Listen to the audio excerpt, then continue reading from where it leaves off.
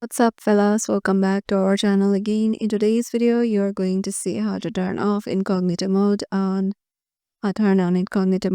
Google Chrome.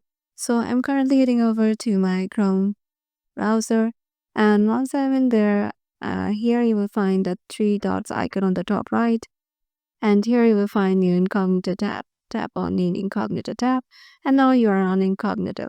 So search for anything like. So I'm searching for fried chicken. So currently my search option is now in incognito mode. So my any of my search history won't be saved. So if you want to turn off incognito, you can just head over to here and turn it off. And here you are back to your neutral stage. So yeah, this is how you can easily turn on incognito mode on Google Chrome. Hope this video helped you out. Make sure to give it a thumbs up and subscribe to our channel, and hope to see you in the next video.